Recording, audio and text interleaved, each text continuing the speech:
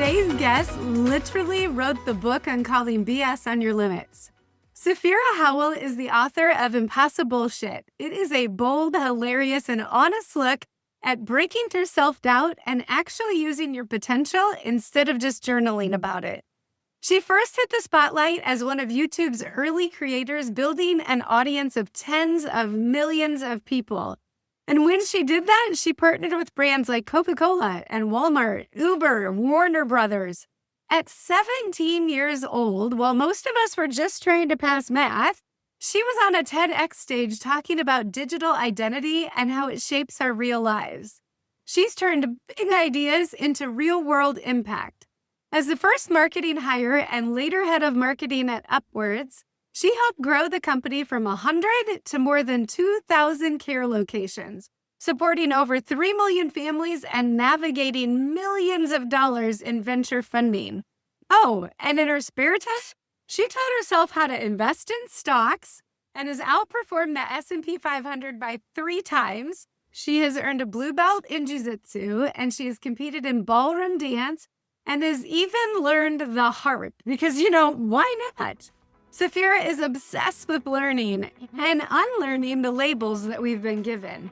She proves that what becomes possible when you stop believing the limits that you've been told. So let's welcome Saphira to the show. Welcome to the Lead with Spark podcast, the show where real women lead with authenticity, show up with presence, and live out their purpose. I'm Lynsey Mulder, speaker, C-suite executive, family gal, travel junkie, and a firm believer that your leadership starts from within. Around here, we go beyond the fluff. We talk about the real stuff no one teaches you in leadership training.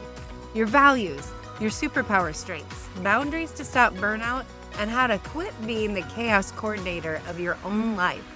Whether you're building a business, leading a team, or just trying to stop feeling stuck in the daily grind, this is your space to get clear, get aligned, and finally lead with confidence. So let's cut the noise and reconnect with the spark that makes you, you. Let's go get our spark on. Hi, Saphira. I am so excited to have you on. I've been listening to your book, Impossibullshit, and I have had an opportunity to chat with you, but a lot of my friends out there haven't. So why don't you tell us a little bit about you and a little bit about your work? Thank you, Lynsey. I'm so excited to be talking with you today. My name is Saphira Howell, and I am obsessed with growth. So I run growth and marketing teams at tech startups. I love learning and trying new things. And one of the things that I have come up against so many times in my life is telling myself that I can't do something for who knows why. And so this year I actually wrote a book about that very thing, and I call it Impossibullshit. So that's what the book is called. It's called Impossibullshit, Break the Lies That Keep You Small and Do What You Believed You Couldn't. And it's about all of the things that I've told myself for far too long that I couldn't do, that I was the only one getting in my way about. And I'm so excited to talk to you about it today. I know there were so many bombs in the book that were these one-liners that we would literally have to spend all day to talk about. I think one of the things I want to dive into first is and for you guys that don't know Saphira, like she has done everything from be a YouTube influencer to learn to play the harp to jiu-jitsu to starting companies to stock trading, like all of these things that from the outside we all look in and go, oh my goodness, how on earth did you do that? And one of the things that just sticks with me that you said is pay attention to the nudge. Like just always pay attention to the nudge. Can you kind of explain a little bit more about how that starts and maybe for you how it started and then how you just went after it? Absolutely. So I think there have been so many things in my life, and they tend to be the things that I'm telling myself, you're not ready to do that, or you're just not the kind of person who could do XYZ, stock trading, jujitsu, dancing, being in a leadership role. And I think that those tend to be the things that I actually really want to do. And it's why I'm telling myself I can't do them, because I'm scared. And so I think that the more that I've paid attention to those things, the more I've been able to push myself into doing them.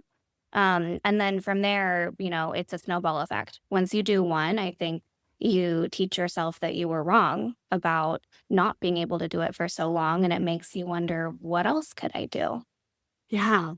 And those little things, they build that confidence over time that turn into your mind telling yourself you can do it because you've done something like this before. Yes, exactly. I think, so often I have a whole chapter about this in the book. We wait until we feel ready for something, but I think we decide that ready means we've done something before, which is totally the opposite. You decide that you're ready for something, then you do it. And with that comes experience, and experience is where confidence comes from. So if you're waiting to feel like you're totally ready and totally confident to do something, you're never going to do it. Everything that anyone has ever done is something that at one point we've never done before. And so ready is much more of a decision than it is a feeling, in my opinion. Yes, I love that. Because so often we get that perception, we might look at someone else and have that perception of, oh, they've done it all, they know it all. But they went through the same things that you might be going through right now, questioning yourself, wondering if that's the right path.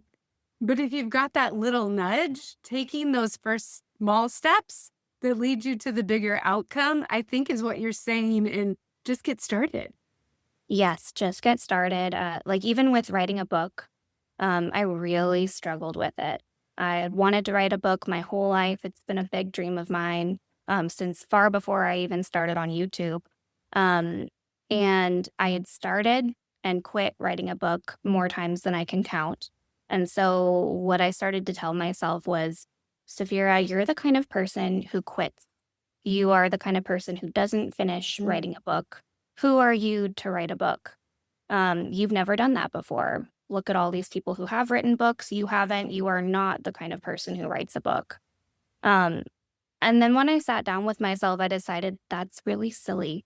Every person who's ever written a book at some point was someone who has not written a book. And so if I want to be the kind of person who writes a book, then that's exactly what I have to do.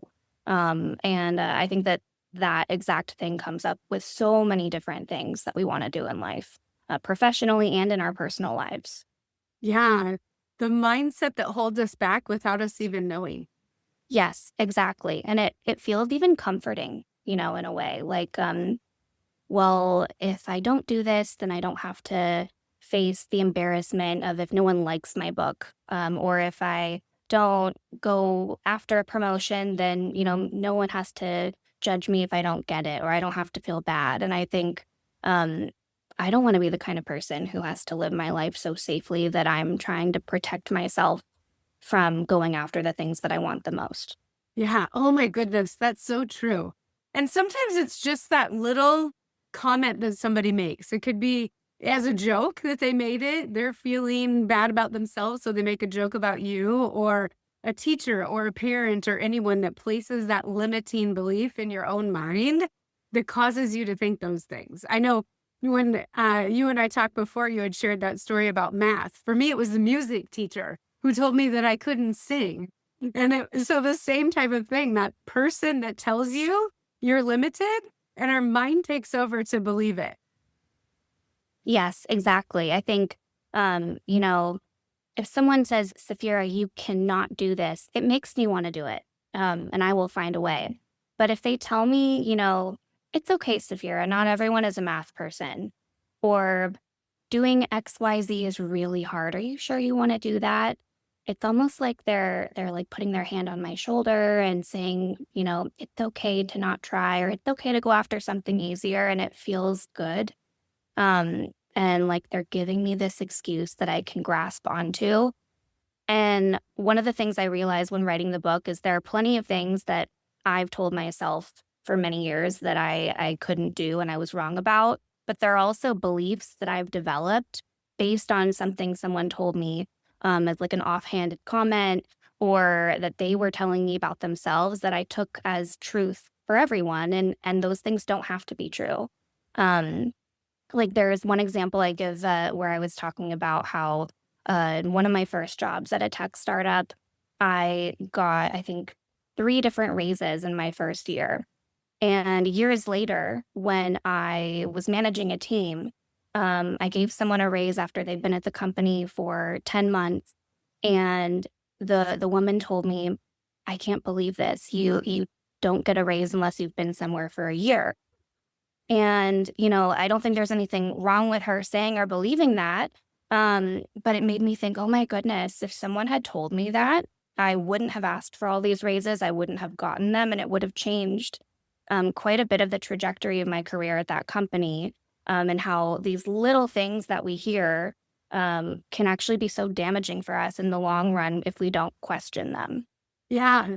It's almost like questioning all of our beliefs, wondering what's the evidence, what's the facts, what's the proof that that's true? And questioning that helps to elevate your growth. Yes, and I think they can be true, but we make them true. So it's not necessarily that they're lies, but they don't have to be the reality a lot of the time. We create our own realities by believing them into reality. So how did you make that switch? So, I mean, I know you were young when you started your YouTube stuff. So saying you wanted to write a book before that, you were really, this has been a dream forever. So how do you make that switch from I'm not a writer, I can't write a book to I'm going for it? I think, you're allowed to quit things. So I started and quit a lot of times with writing a book. I don't think you have to force yourself to ever do anything. And maybe that meant all the other times that I wasn't ready. But I decided I was ready. I was going to get through a first draft, and that was what I did. And it was so cool getting to, share that with my YouTube audience who hadn't heard from me in some years and come back and share all these stories that they hadn't heard yet. And also now they're grown up and they're early in their careers, and all of the topics are relevant to them in a really fresh way. So it was really, really a special time. Yeah.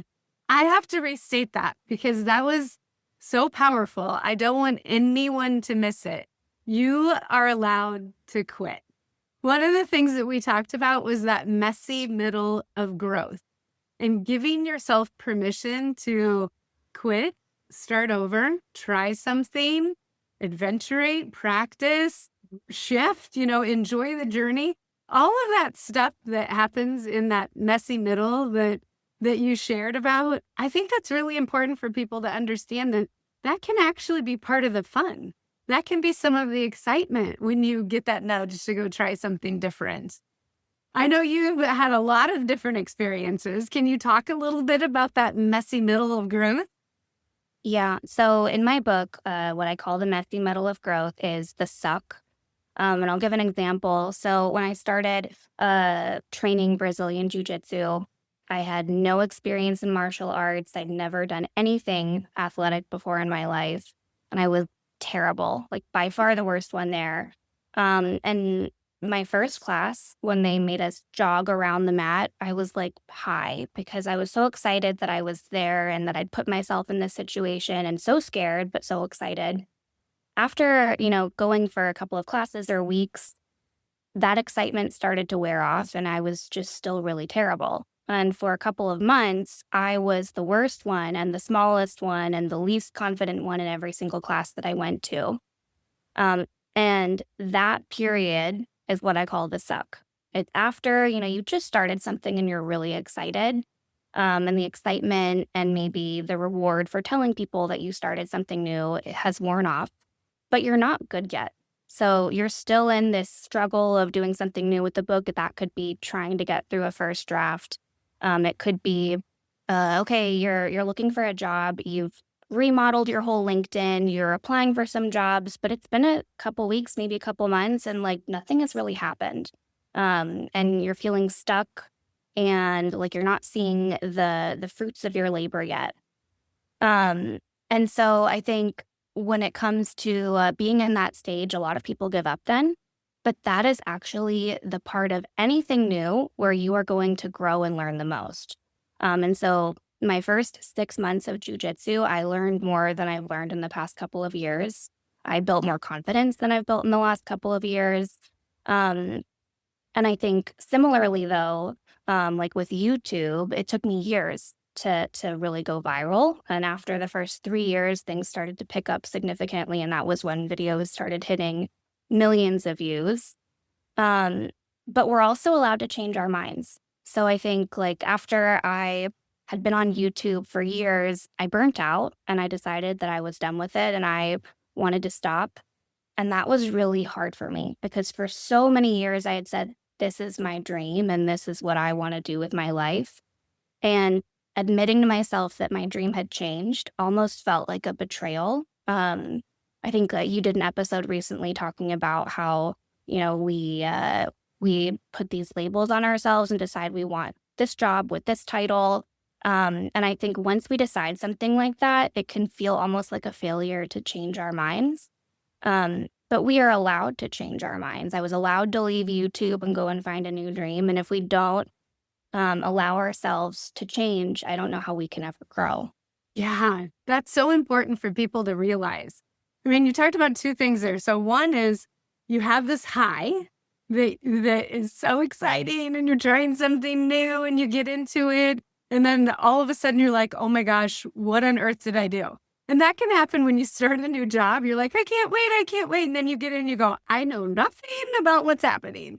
Or it could just be a new event, something new that we're trying, whatever that might be. And when we identify with that, we're speaking it out loud to other people. We feel like we should stay in it. But in reality, today, that low is okay because that allows us to grow. It allows us to learn from other people, soak it in. And sometimes we do that for a couple months and then it's like, all right, now let's go do something else. And sometimes it's a couple years or it shifts.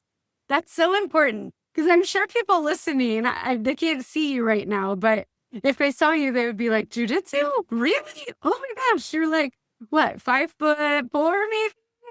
And other people would go, I could never do that. And you said, no, I'm going to do it. No matter what, I'm going to make it happen. And you stuck with it. Pretty impressive.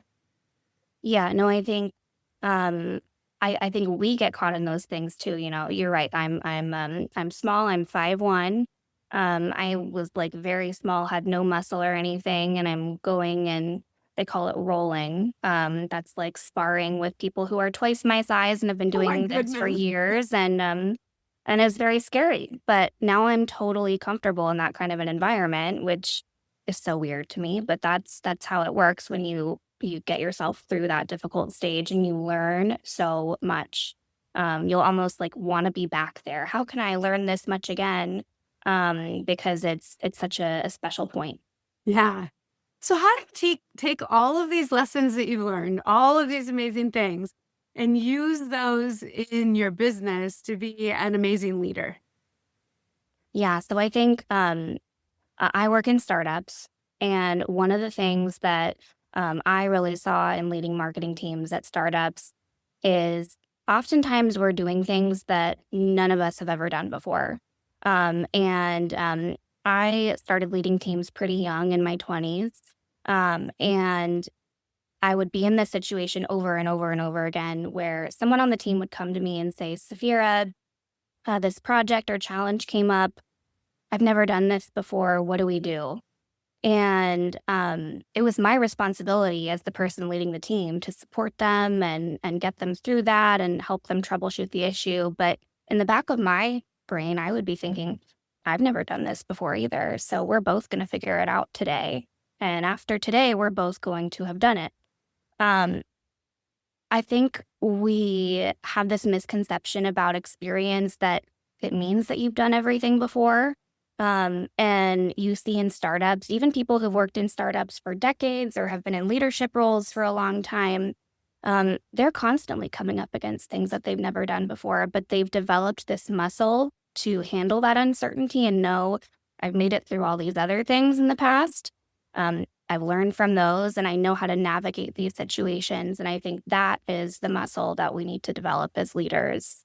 It's not being perfect or knowing how to handle every situation, but it's knowing that we are capable of handling situations we haven't been in before.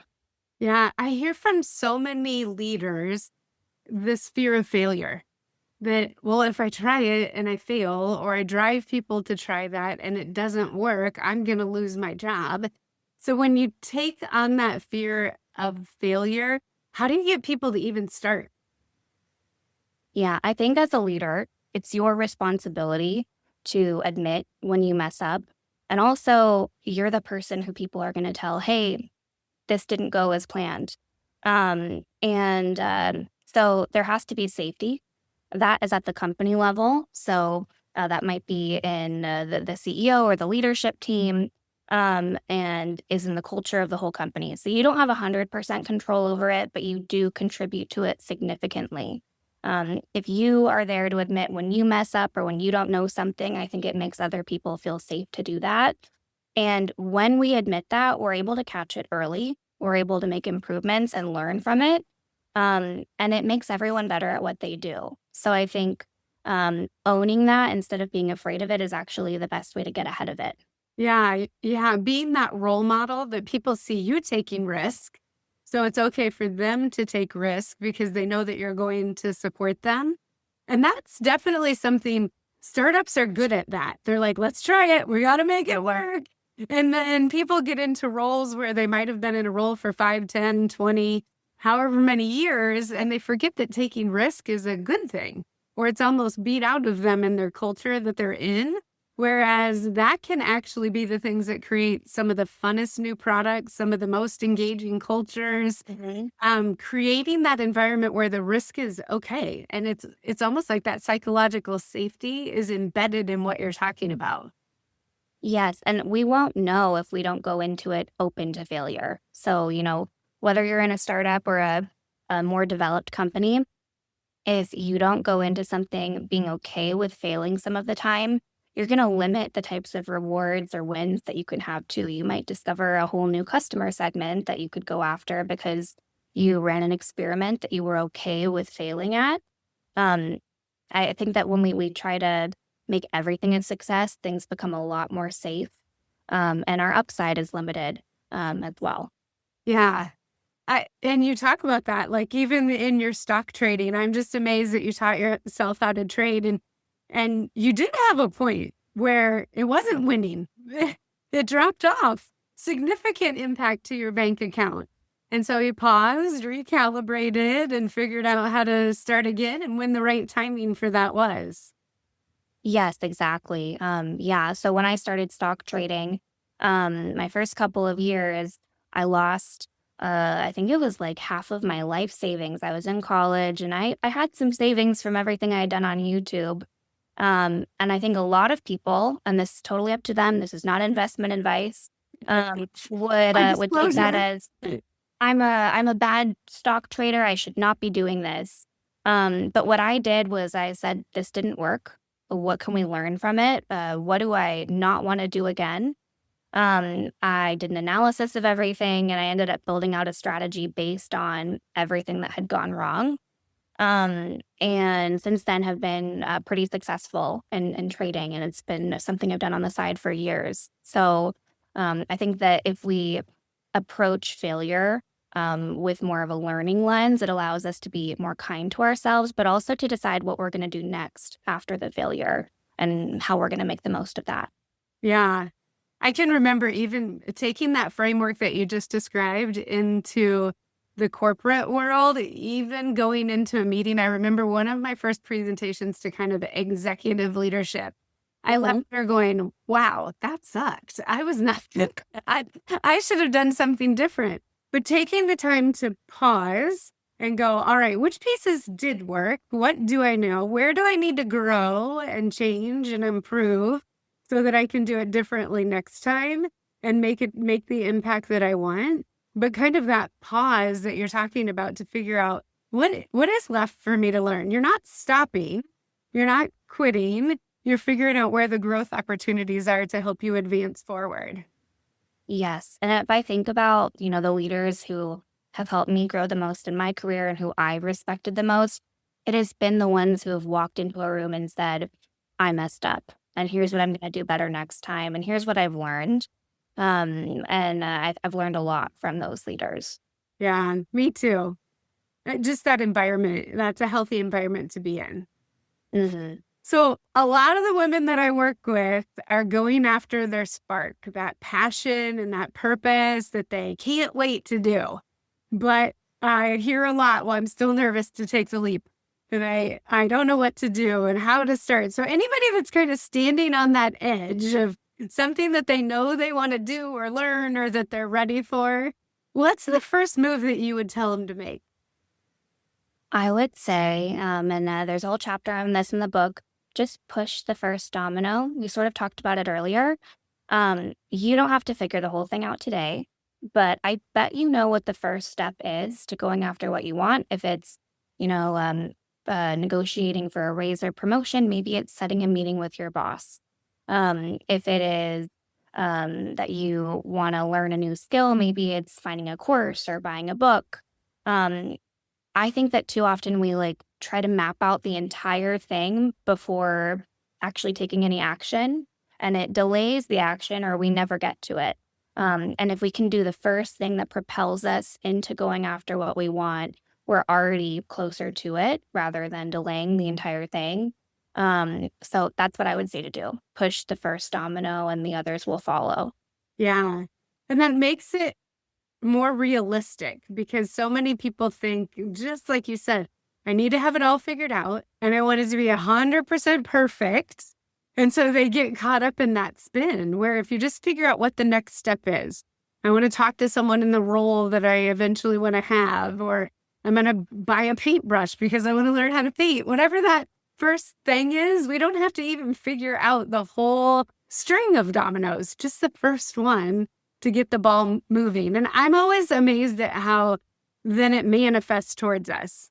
I mean, even your story about jitsu, you were going to a place nearby and there happened to be a store. So when you got the nudge, then you're like, oh my goodness, there's a place right there that I can take classes. It starts to manifest and come to you, whatever those things are. Yes, exactly. And I think that's the sort of muscle that we build as we get used to seeing those things and putting things into action. Or like one of the things I talk about is when I wanted to take my first dance class, I was so afraid of dancing. All I did was just call a dance studio. And from there, like they handle it from there. They're good salespeople. You know, they schedule a time, they get your name, they will follow up with you if you do not show up. And so you can do things that will kind of handle the rest of it for you. And all that you have to do is take that first step. Yeah. I have to tie this back. One of the things that I talk about is knowing what your superpowers are and going after them. And obviously, like creativity and pushing through and all that are some of your superpowers that I just absolutely love. And I think obviously that's making a ripple effect in this world with your book and all of the other things that are happening. But some of those superpowers you didn't know until you got the nudge and you went after it and you tried it and tested it out. And I think that's just important for people to know that it's okay to try something that you really don't know anything about or have any experience on. Yes, I like to call it's parts of yourself exist that maybe you haven't met yet. And the only way to meet them is to be open to maybe you were wrong about who you thought you were. And there are parts of yourself that are ready to be discovered. Oh my gosh, I love that. So many. Yes. In every season of life, like you talked about, we can discover more and more. Yes. And it's a little contagious. You know, you discover one and it snowballs into more and more. Yeah. Yeah. And bring your friends along while you do it, I say. Yeah, so you'll make friends doing it too. Absolutely. If there was one thing that you could leave with these listeners that's going to help to encourage them, motivate them, whatever it might be, one thing that you want to leave with them, what would it be? The one thing that I would leave with people is, I think that we have so many different people that we want to impress in life or who we don't want to let down. But oftentimes the person who we do disappoint is ourselves. Mm. We don't do something that we care about because we're worried people are going to judge us.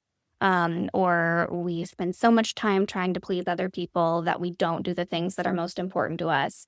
And I think the one person who you really must not disappoint is yourself. And so I would get really in touch with what is important to you and what you care to do with your time and your life, and go after that.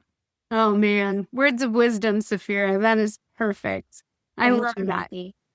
One question I have to ask you that I ask everyone. So I am a complete travel junkie. We have had the opportunity to travel all kinds of places, but I still have a bucket list. So where should we travel? But even more importantly, what should we do when we get there? I visited South Africa a couple years ago. Went to Durban, Johannesburg, and then Cape Town, and spent half the time going on a safari. It was incredible. It was beautiful. I learned so many things. I also got to meet so many people, like Yeah. on safari every day, who I still keep in touch with. And so I would recommend that to anyone. I want to go back. Oh, that sounds amazing. I have not been to South Africa. I've been to Togo. That's the closest I've probably gotten, but there's no animals there. So that sounds amazing. Awesome. Well, I'm going to make sure that everybody has the links to get a hold of you. I'm going to put a link to the book directly in the show notes so that everybody can go out and buy it. I would recommend it. It's been one of my favorite listens of this year, for sure. And probably will be on a few Christmas lists that I'm handing out to people also. So pretty exciting. Thank you for coming today. And for all of our listeners, keep leading with Spark. Well, that's it for today. Thanks for being here and for doing the work to lead yourself first.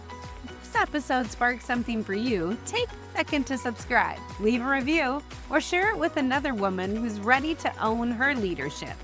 And remember, the way you lead your life is the way you lead everything else. If you or your organization are looking for a speaker, an impactful workshop, or an executive coach, head over to lynseymoulder.com and let's connect. Keep showing up. Keep leading with Spark. You got this. I'll see you next time.